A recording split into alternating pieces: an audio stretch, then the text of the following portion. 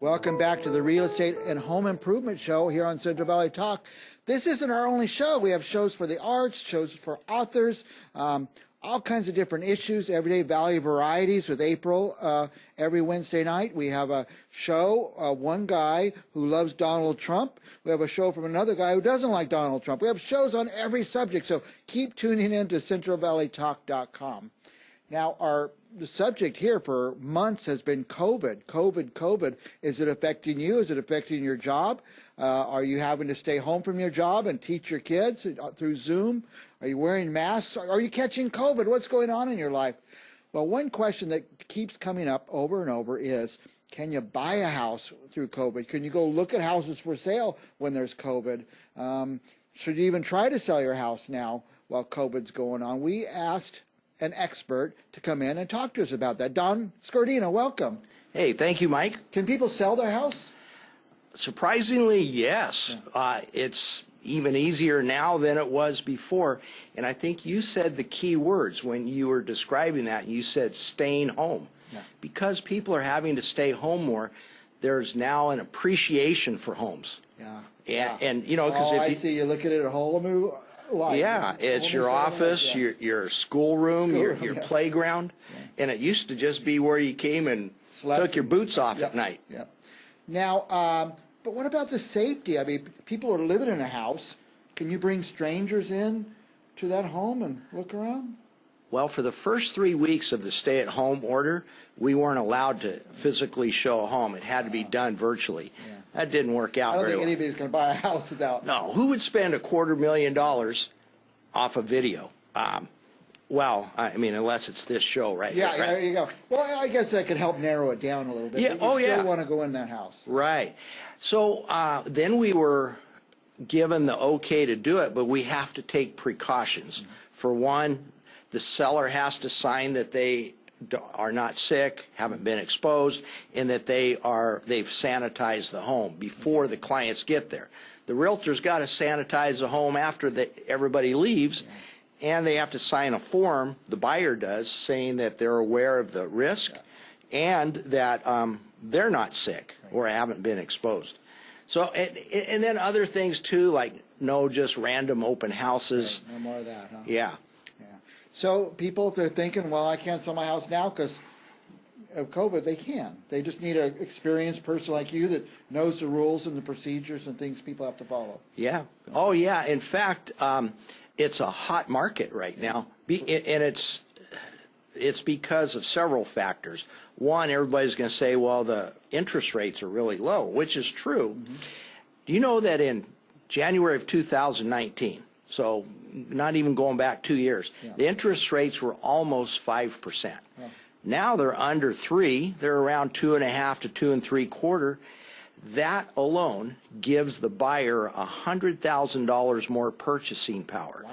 So if they could have afforded $250,000, same monthly payment. Yeah, same monthly payment, $100,000 more house. Wow. Right. I think I did these numbers at $1,500 a month. Mm-hmm. So before they could afford a $280,000 home for $1,500 principal and interest, now they can go to $380 for the same thing. And $1,500. Wait a minute, I've got all these friends here in the Tower District who are paying $1,500, $1,600 a month to rent a little dinky place. They could own a home for that? Oh, yeah. Yeah. If they call Don Scordino. Yeah, that's a good idea. He's got it all figured out. So I guess if people could sell a house, then people could buy a house now. Yeah. Interest rates are low. Right.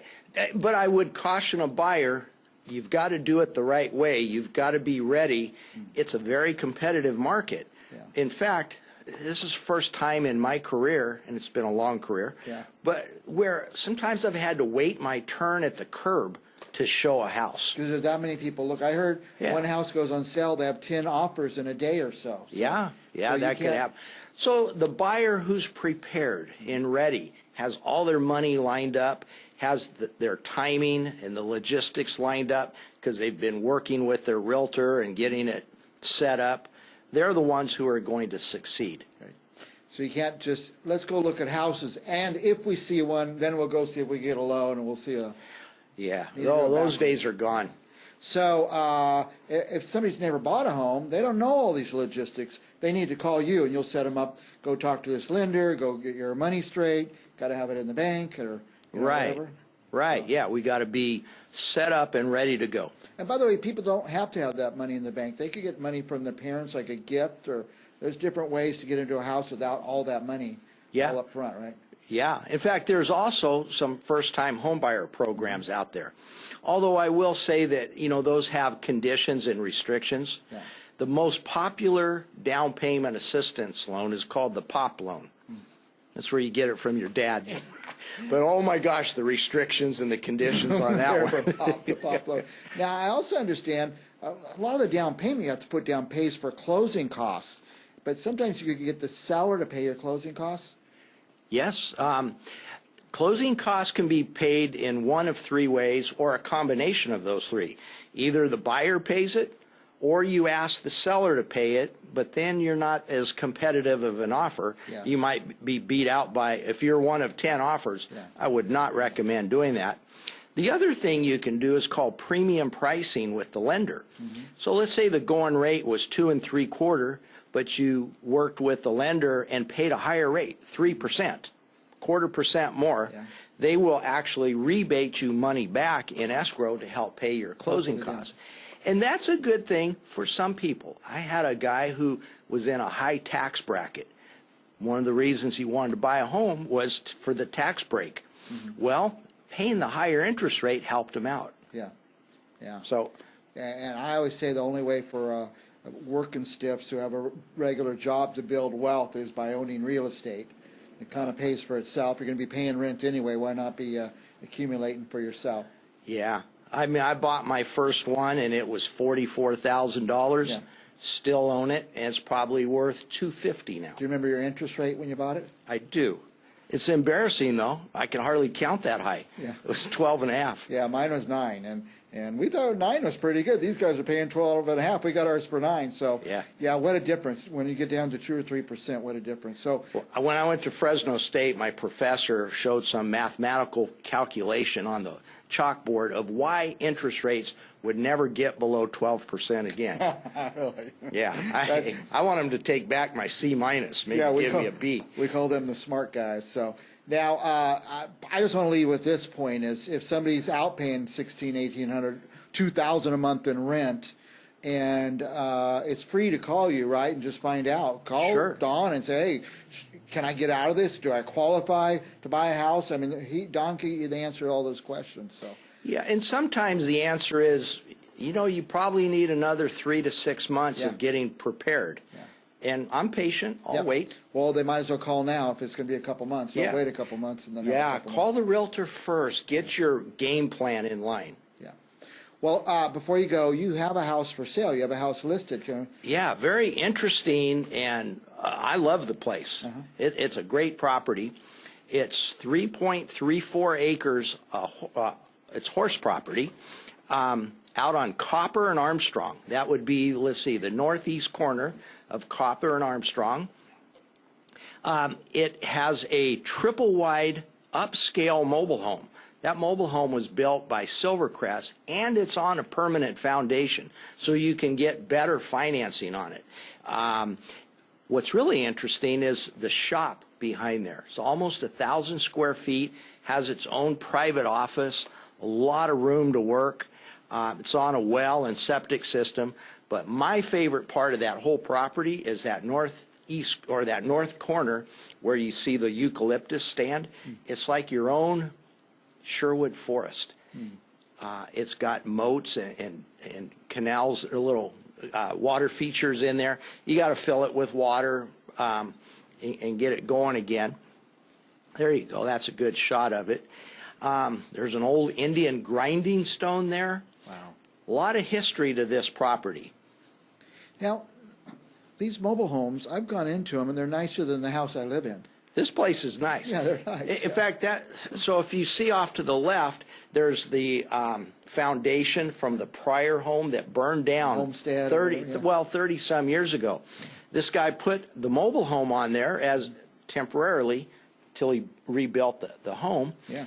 But the problem is the mobile home's so nice, there was no motivation to build. Yeah.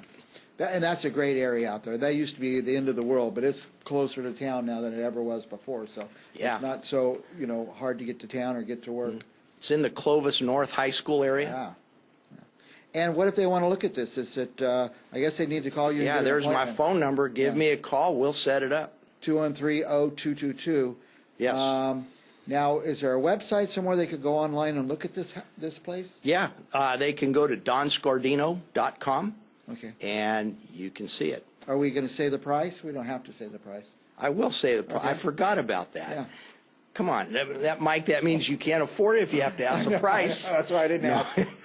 It's $450,000. Wow. And if you think about it, 3.25 acres, just the bare land out there is probably worth $350,000. And in a couple of years, it's going to be worth a lot more. So this I is- think so. Yeah, they're not only a home, but it's an investment. So, all right. Anything else you want our viewers to know, Don? Yeah. Owning real estate is much better than renting real estate yeah. because you have a stake in the community and a bridge against inflation. If we do have inflation, the only way to participate or to benefit is to own a part of the world. Yep. So you got to buy something. Yeah. Buy it, hold it, and it'll serve you for many years to come. I recommend Don Scordino. Call him up.